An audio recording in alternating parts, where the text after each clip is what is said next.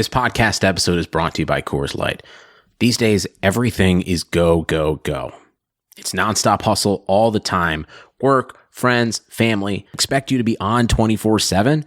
Well, sometimes you just need to reach for a Coors Light because it's made to chill. Coors Light is cold lagered, cold filtered, and cold packaged. It's as crisp and refreshing as the Colorado Rockies. It is literally made to chill. Coors Light is the one I choose when I need to unwind. So when you want to hit reset, reach for the beer that's made to chill. Get Coors Light in the new look delivered straight to your door with Drizzly or Instacart. Celebrate responsibly. Coors Brewing Company, Golden, Colorado.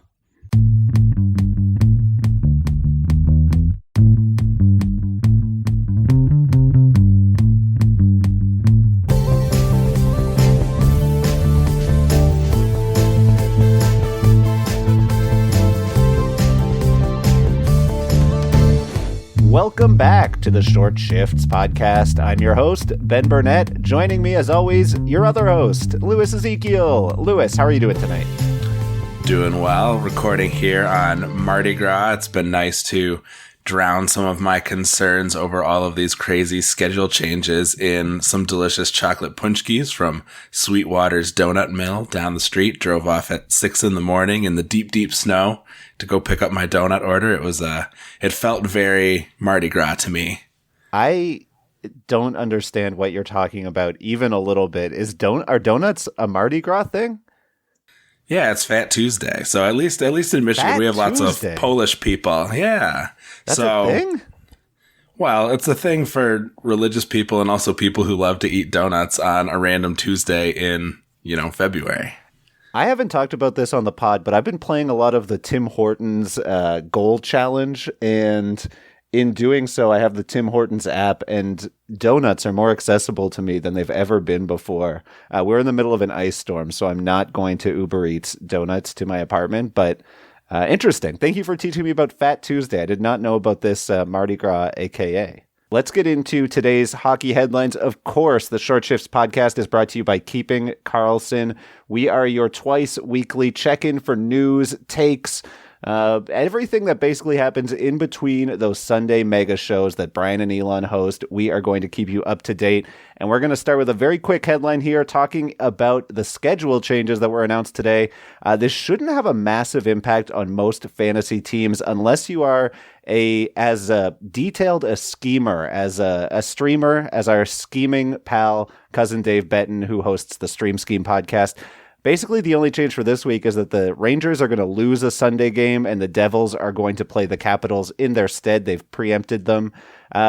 Nothing to say here, really. Just check your schedules, and I think more than usual, just follow the league on Twitter so that you're up to date in case any schedule changes happen. I mean, we saw two postponements this week, and they weren't even COVID related, which was the most shocking thing to me. Yeah, I am all for postponements that are not related to the spread of COVID. If I have to have them one way, I'll take the winter storm as opposed to additional COVID stuff. I gotta say, I'll pour one out or I'll drink one, I suppose, with anyone who, like me, was counting on some Rangers games or is up against someone with Devils players, because it was a harsh reality check for us. But hopefully, we'll reap the benefits when those games get rescheduled down the line in those later weeks. The Devils are actually a very interesting case because they and the Flyers, I believe, are the first game to be scheduled after the initial final game of the season on May the 10th, I believe, is the now final date of the NHL season.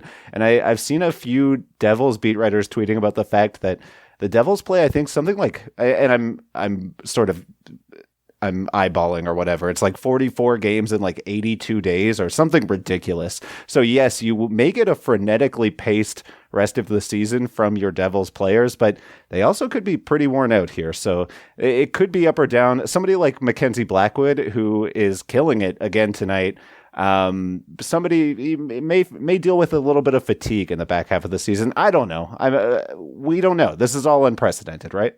Yeah, I was reading Tuesday morning's Dobber Ramblings, and they were talking about a very condensed schedule coming up here for the Sabres as well, and how that is going to likely result in, some more Carter Hutton games than you might have seen otherwise. And maybe we even see some of those, bubble level players start to get a little more rest potentially, as that pace picks up. And, you want to try to avoid injury. You want to try to avoid exhaustion. So maybe shuffling through the taxi squad a little bit in some of those games could make for some very interesting matchups on the ice. Let's get into the injuries and outjuries section of the show. We'll start in Toronto, where Joe Thornton returned to the Maple Leafs without missing a step, right back on that top line, top power play with Austin Matthews and Mitch Marner. 2 games and 5 points before his injury, and then 2 points in his first game back. Lewis, Joe Thornton must add in all formats here. Yeah, right back to the usual goal-scoring Joe Thornton we always expected we would have, right? That's what he's known for. No, I mean, hey, great to see him hit the score sheet with a goal. Obviously, that's not something for you to expect. But yeah, I'm definitely interested in Thornton as long as he is getting that outstanding deployment. I think we talked about him in, the first or second episode of the year for short shifts, and he's in that same spot. He, basically missed every game in between since we mentioned him.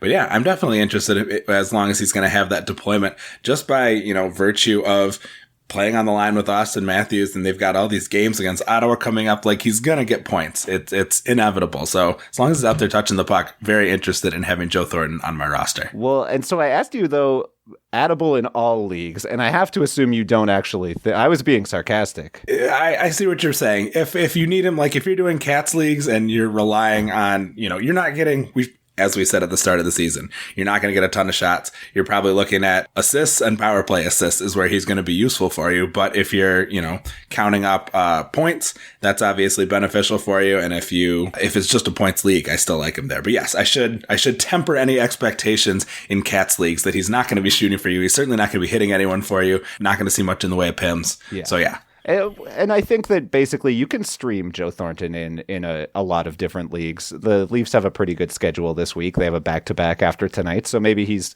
worth a look for if you're just looking for some assists or whatever it is. Lewis, why don't you get to our next outjury? Yeah, excited to have Matt Dumba making his return as the Minnesota Wild also make their return to the ice after quite the long layoff. Dumba is not maybe hitting as many points as we hope to see, 4 points in 9 games. He is shooting near a career high, and he's been giving us a little more of the peripherals. So 2 hits a game, a block a game, and certainly, going to get his power play time with some of the injuries that the Wild have along the blue line. This is a guy that just a couple seasons ago we were saying he could score 20 goals as a defender. I don't think he's lost all of that. Obviously, last year was a big disappointment. But yeah, if someone got tired of holding on to him or wasn't able to stash him, with a variety of other injuries, see if he's hanging out on your waiver wire. Matt Dumba may be an interesting pick. Of course, he has not played his game yet tonight, so we can't update him on what he managed to do. But we'll try and tweet it out in the morning when we are telling you all about our show. Well, and so that one year where Matt Dumba really popped, he had 12 goals in 32 games before, I believe it was a knee injury that knocked him out for the rest of the regular season.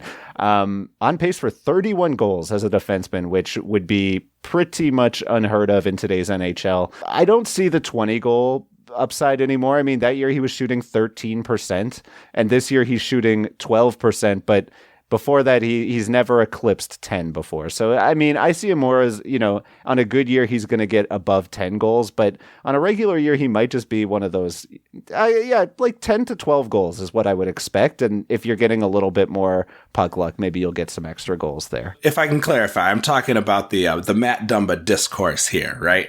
Not so much like the actual expectations, but there was a lot of this chat of like if there was going to be a defender who was going to be able to put together a type of season like that, it would be someone like Dumba who was shooting, with the sort of percentage that he was putting together. Yeah, and I for me, I think that ceiling is not really there anymore, but I do think that he can be, a 15 goal 25, no, I'll say like 30 assist guy. Like I could see Matt Dumba hitting 50 points, 55 points, but not much higher than that for me. I do have a take about the Minnesota Wild in general that I hope you'll indulge me here.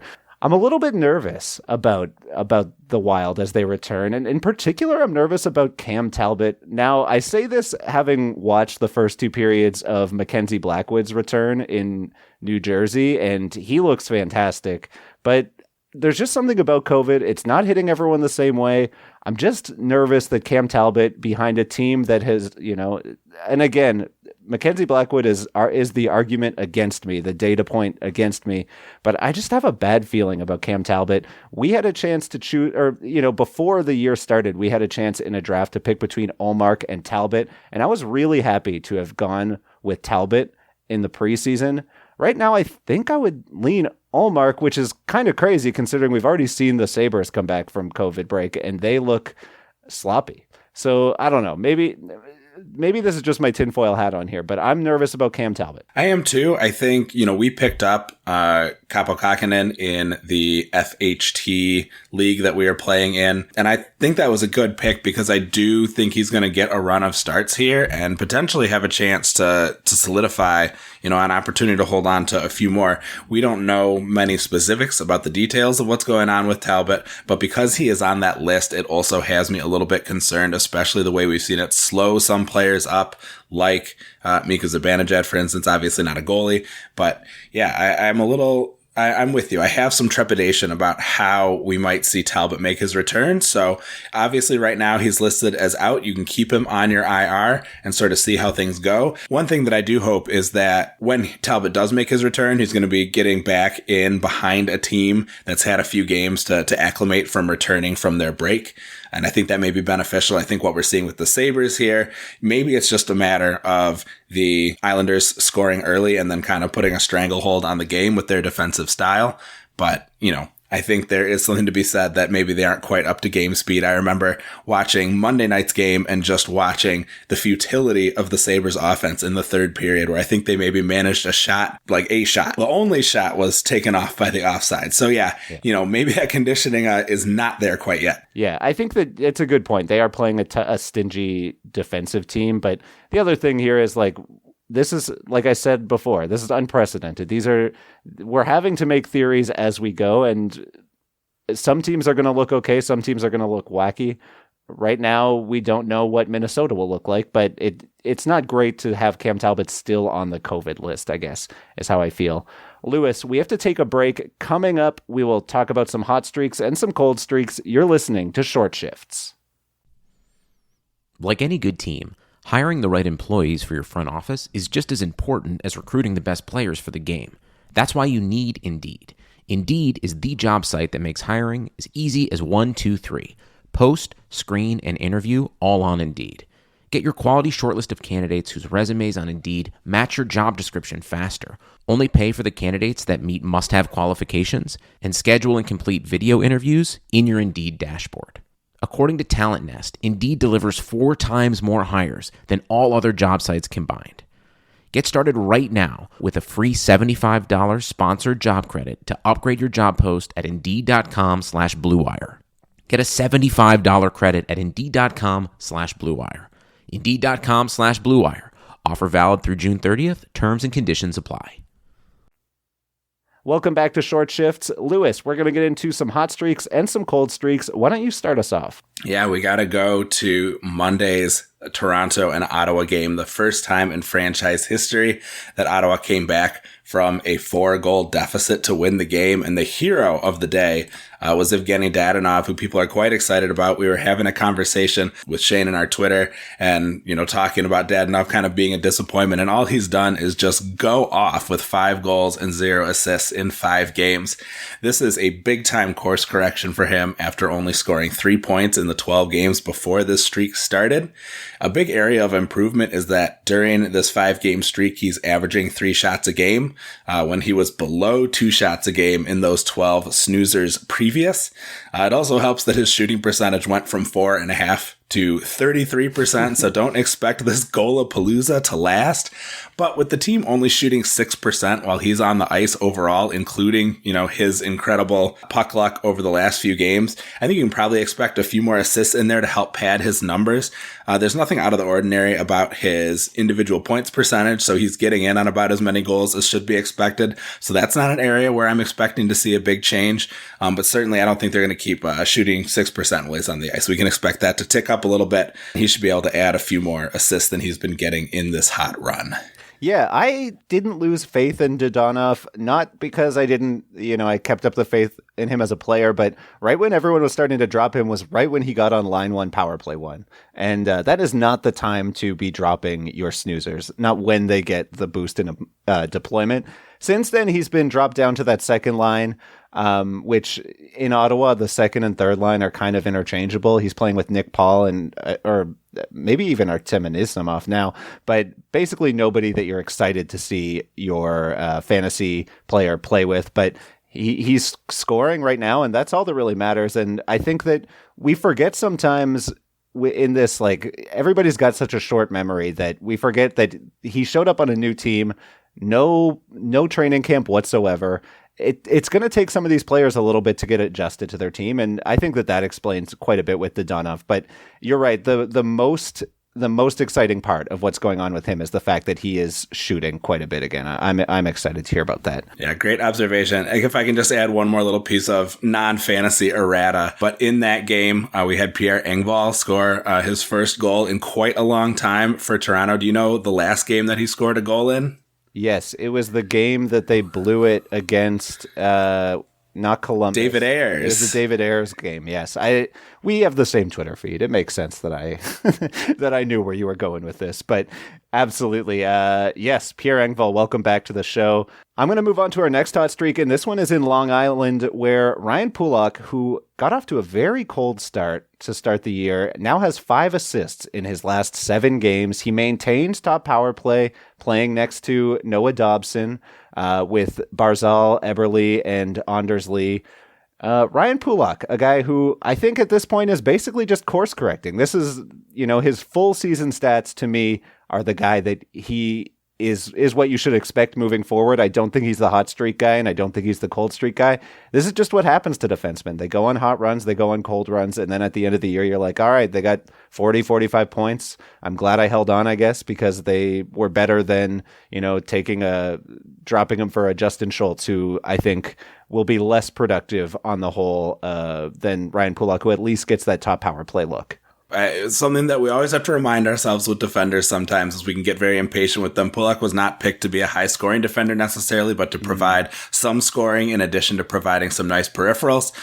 So having him hit the score sheet obviously is nice, but when he goes on a streak of 3 games where he scores, if he's going to average out to a 1-point pace, then we would expect there could be 3 games where he doesn't hit the score sheet at all. So it's just typical defenseman stuff. All right, tell us our next player here. So everyone is very excited about one Brock McGuinn, as somebody in our Twitter feed called him. I think that was Kaniak Zach, our buddy. Yes, absolutely. Trying to remember. I want to make sure we call out our Twitter friends when we have the opportunity. Absolutely. 8 points in the last 6 games after last night's 2-goal, 2-assist outburst. This is Monday night that I'm talking about, of course.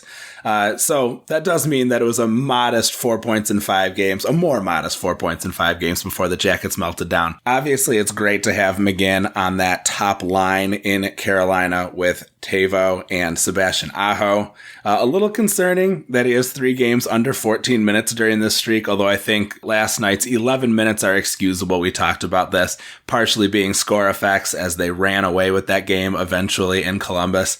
And, if you get a nice little vacation after each goal you score, that line was seeing the bench quite a bit as they put 4 goals on and only had 1 against.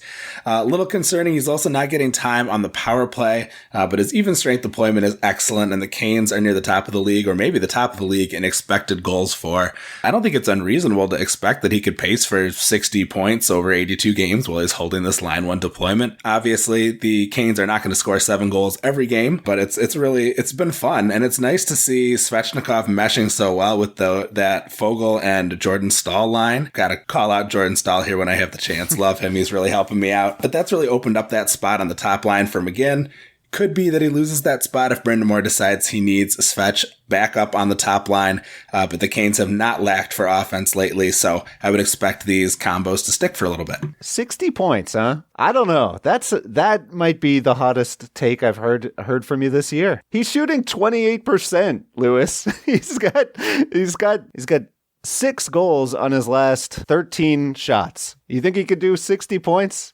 To me, when I see Brock McGinn doing what he's doing, I just think of Michael Furland, a guy who, when he's hot, you want him, and then he's not going to be getting in on every goal that's scored when he's on the ice with Teuvo and Aho.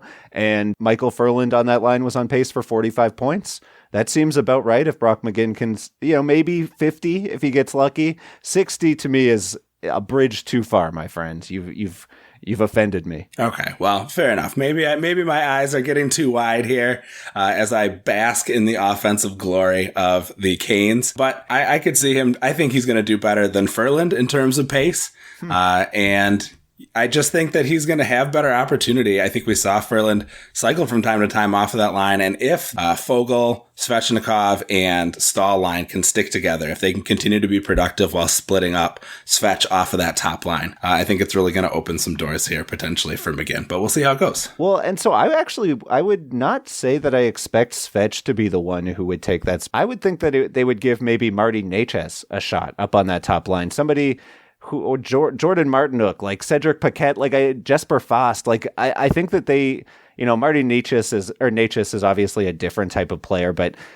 I think the one thing that works for McGinn is that they do look to put a bit of a grinder on that line with Teuvo and Aho, somebody who's going to go into the corners and get pucks, kind of like what we see Zach Hyman do in Toronto. So maybe I should be less concerned. I do think it's unlikely that they put Svech back up there just because he's done lots of damage from elsewhere in the lineup, and that seems to be what works best for the Canes. If I gave you an over-under at 55 points, what would you take? I would smash the under. Okay. I'd smash it. I do have a Canes take. Teuvo Teravainen also came back in this game. Everybody's saying the buy low window slammed shut on Teuvo. If I have Teuvo Teravainen still not on the top power play in Carolina, coming off a 4-point game, I would look to see what I could trade him for. Like if I could get a 70-point player, a player who was picked within a few spots of where I picked Teuvo, because people are hype and they think that he's all the way back, despite the fact that he's not playing with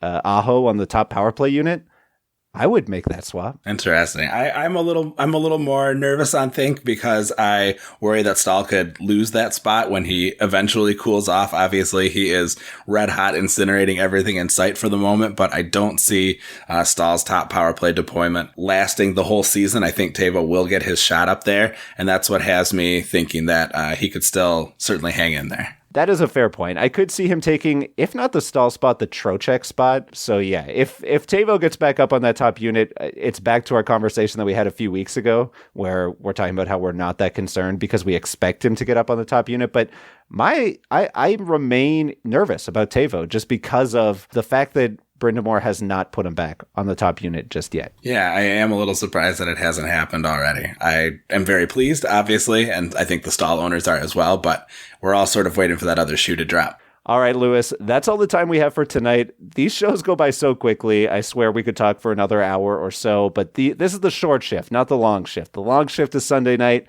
and we are excited to hear from Brian and Elon next weekend. You and I will be back on Thursday. Why don't you sign us out of here? That's right. We'll be back out again in just a couple of days. So let's not get ourselves stuck out there for a goal against by taking too long. Thank you so much, everybody, for joining us. Be sure to give us a follow at Short Shifts KK.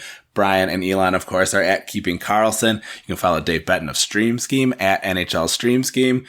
Please check out all of the great sites that we use to research our episodes: Yahoo, Frozen Tools, Roto World, Natural Stat Trick, and Cupful.com. Our intro and outro music was created by Pat Roach. And until we see you next time, play smart and keep your shifts short.